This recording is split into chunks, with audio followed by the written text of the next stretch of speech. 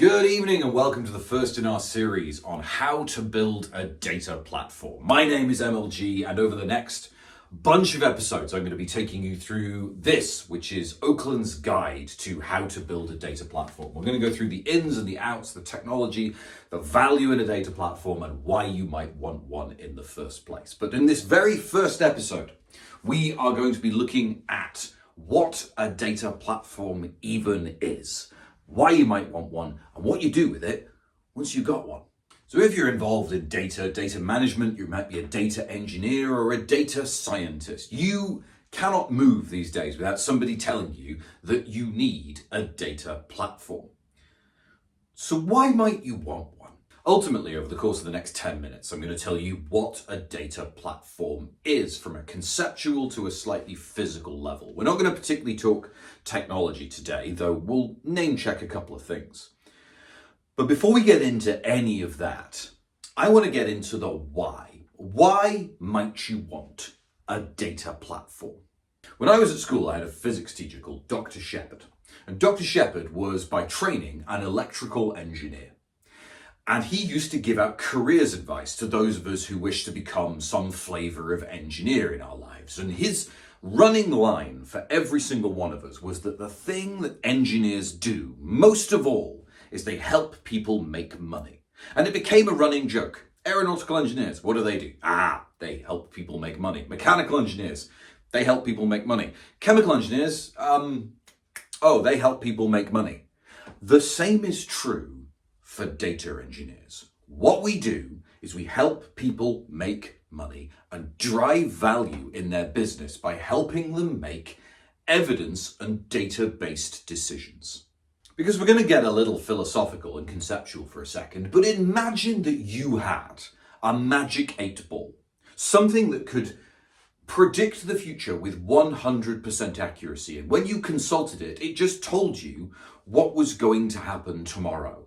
You would then consult it all of the time and use it to drive your business decisions. Now, this magic 8-ball disappointingly doesn't exist. And so what we have to do is we have to aggregate as much evidence, as much data, as much information as possible in order to be able to make the best assessment of the situation that we are in, to make optimal decisions that drive the most value for our business. That fundamentally is what we are trying to do here.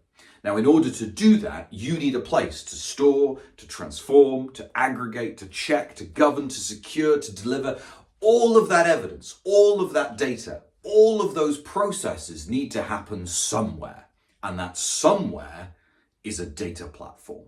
I've brought you in a little bit so that you can see the diagram I'm about to draw, because on a fundamental level, there are only 3 things that we need in a data platform. The first of those is a data store. So we need somewhere where we can put the data that we have. There is a process that we need to ingest this into, but let's worry about that in a second. We need ourselves a data store.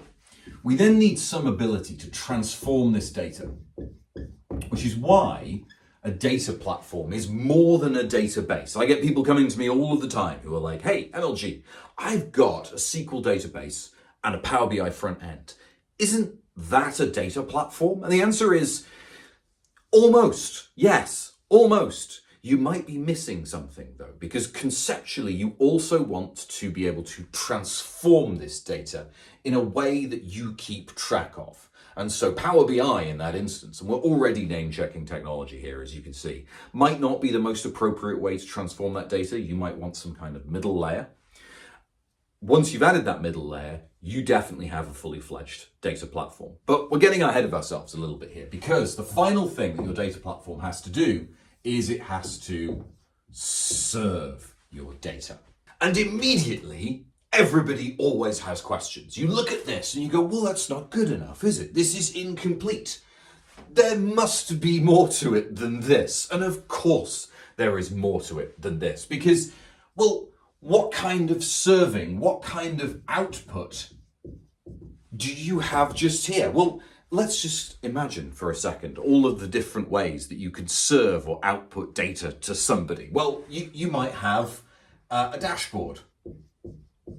We all know and love dashboards. of one flavor or another. It might be Tableau, it might be Power BI. It sort of doesn't matter. We have dashboarding. We might have web apps. We might have just regular old, let's put it down here, APIs. You might just have some kind of interface that allows somebody else to read that data from you. You might be serving up, let's dive into the latest buzzword. You might be serving up AI models or doing data science that are custom outputs for custom interfaces that you have written yourself. This transformation, right? It's not just magic. It has to happen somewhere. It's going to happen on top of some form of compute somehow, right? It could be a VM, it might be serverless, but whatever it is, you're probably going to want some login. You're going to need some security. So you probably also want some kind of firewall. And while we're at it, we should probably join this firewall into the data store so that random yahoos on the internet can't just throw data into our lovely SQL warehouse. You're probably going to want some kind of medallion architecture here, right? Because you've drawn data in from here, and so we need to transform that data in an intelligent way. We've got data as it comes in, which is just raw, and then we've got slightly transformed data. Hell, why don't we call that silver? And then we've got data that actually gets served out. Maybe we could call that gold, but very, very soon we have this concept of a medallion architecture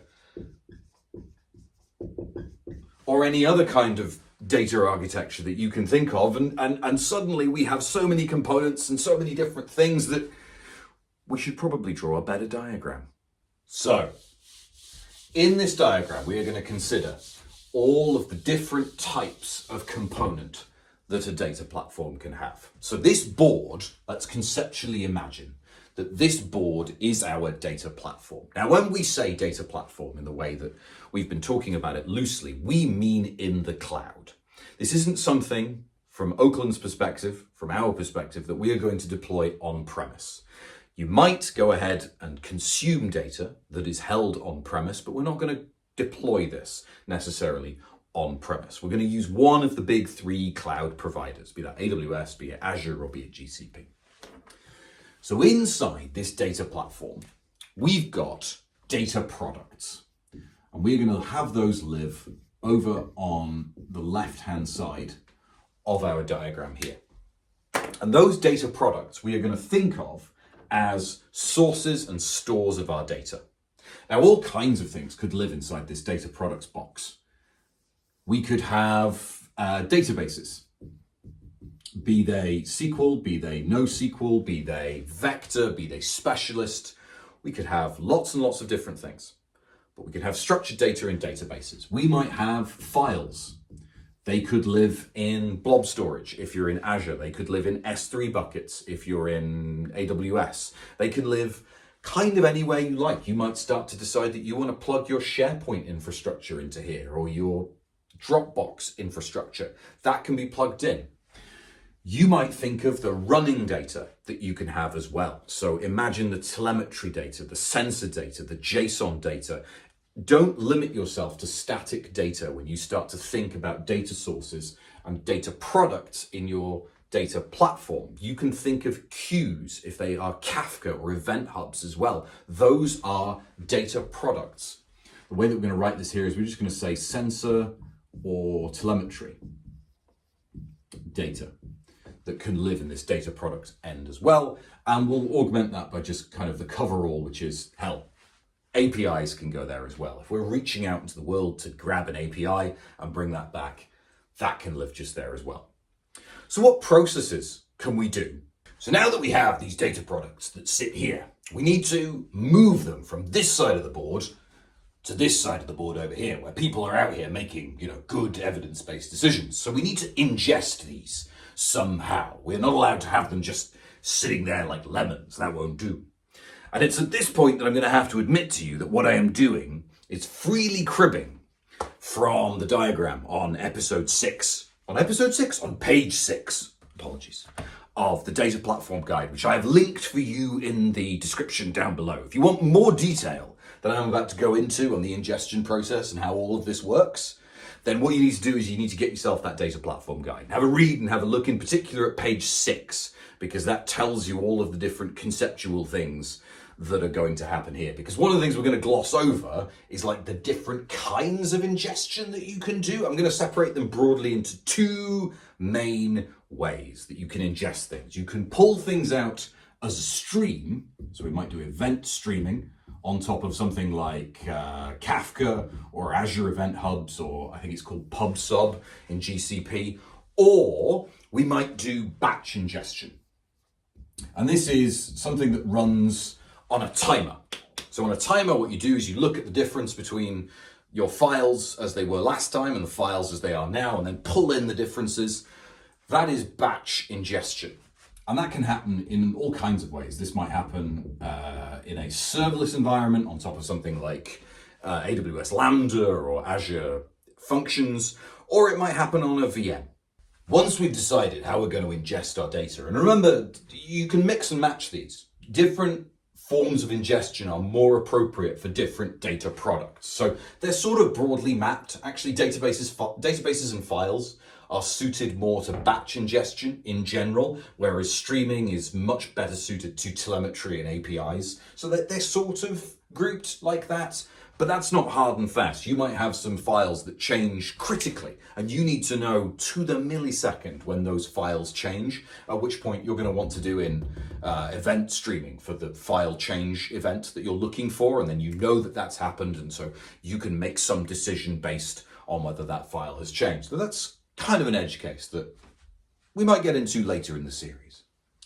Now that we know how we're going to ingest these guys, we have two main sorts of places that we might want to put them. So we might have a big old data warehouse, which is a reasonably old concept at this point. It's been knocking around since about the 1980s, that you might have all of your enterprise data living in one place, in one big relational format that can all be understood all in one place. Or you might take a more modern approach. You might mix and match the two. Don't worry about that. Okay, you can mix and match the two very freely and have what is called a data lake.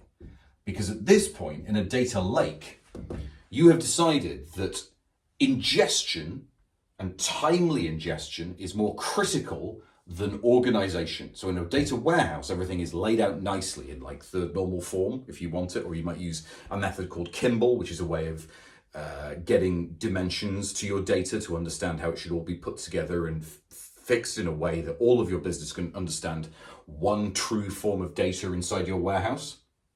That, however, is quite a timely and expensive thing to do, especially when you don't know what kinds of data you're going to be ingesting.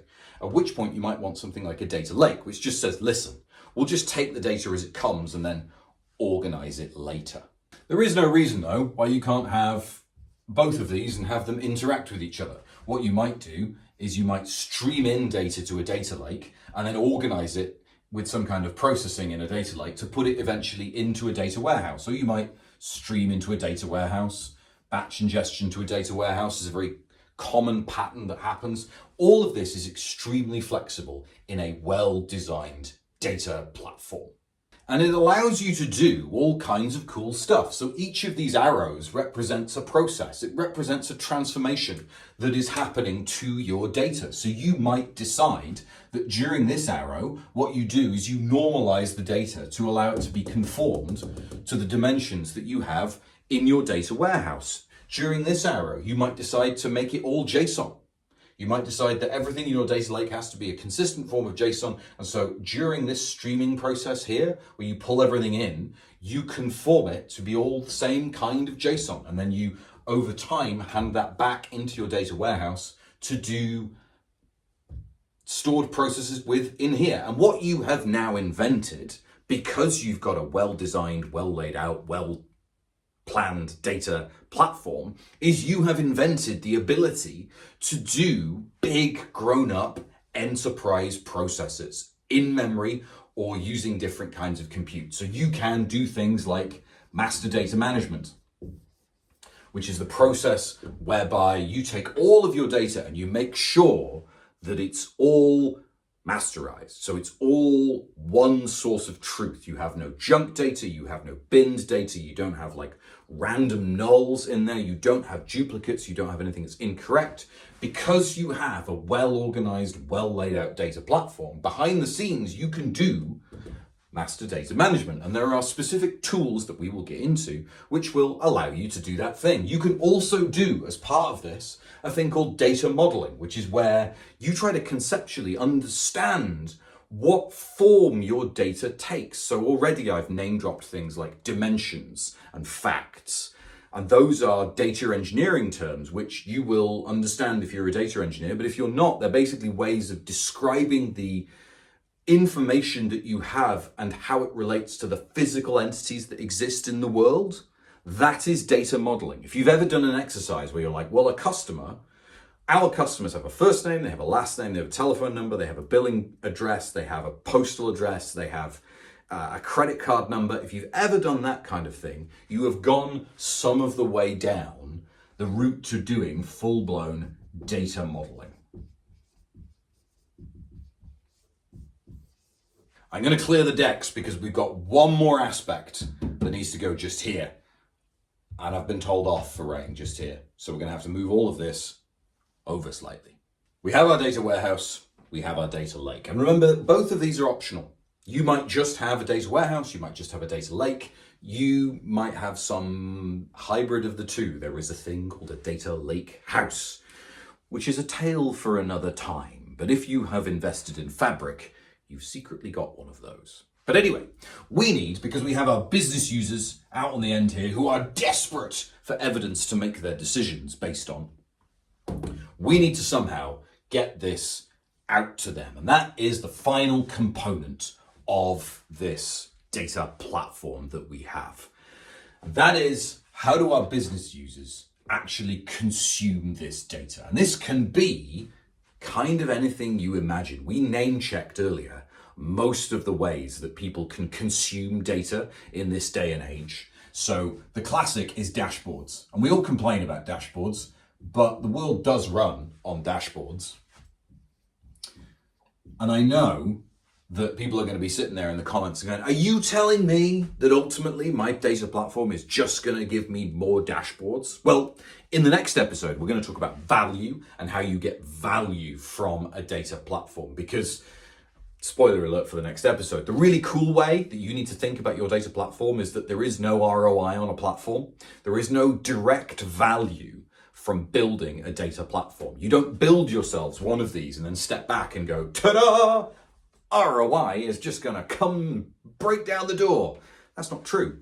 The ROI in a data platform, if you'll forgive me, okay, we're just going to draw in one more thing. I'm going to say that we have got some kind of web app. The ROI in a data platform happens exactly here. That is where the ROI is in a data platform. Exactly there, where your squishy meat-based business users get better evidence for the decisions that they make on a day-to-day basis and draw more value from your data platform. That is where you get value from what you have built. And if you take nothing else from this video, I would like you to remember this big blue line here. This is where the value in your platform lives. In general, what I've drawn so far are the ways that humans consume this data. We can also think about how machines consume this data, because data platforms aren't just for humans, they are also for machines. And so you might have somehow some kind of API output. You might be outputting and throwing out an API that people can consume and then make decisions based on top of, or machines can consume and make decisions based on top of. You might also do some, and I'm going to put it in this kind of hinterland here where nothing really is, but data science lives here. I'm going to upset a lot of people by just crudely drawing data science and saying, you just live here, that's where you go. But where you interact with the technology, I'm a reformed data scientist, I feel your pain. Where you interact with this data is just here, inside this data platform. You will draw it from the data warehouse in whatever form that you want, or the data lake. And I know that data scientists frequently want the most raw, the most best, the most unconformed form of data that they can get. Sure. You draw it out of our ingestion landing zones in the data lake or the data warehouse, pull it out, make decisions, build models, build products, do ML ops. That all happens just here. And then we've got these outputs which might produce model outputs and predictions. And again, these might be for machines, they might be for humans to take a look at, understand, make an assessment, and then make decisions. All of which is to say that we have now drawn out conceptually the main points of a data platform. And I appreciate that I had to move it over slightly, so there's secretly some over there, but you can either use your brain and remember what's going on there, or you can wind back the video and cheat. But I'd encourage you to try to remember it. But the other thing I would like you to remember is that this is just one of these. So this is freely taken from the data platform guide that I have got linked for you in the comments. If you go to that link in the description, you can download this data platform guide and start to understand and assess the different parts of this diagram and build for yourself one of these. And of course, if you run into trouble, you want to talk to anyone about it, then do not hesitate to give us a ring. Please talk to us in the comments below this video. Tell us the kinds of opinions that you have and the products that you want to build using these components. But also don't forget that all of our contact details are on the website that is linked in the description below as well, because my name is MLG. I would love you to like and subscribe to this channel, but equally, I would like you to get in contact with us and talk to us directly about your experience building a data platform, or even if you need help building one. That is something we can do too. But until the next episode, take care.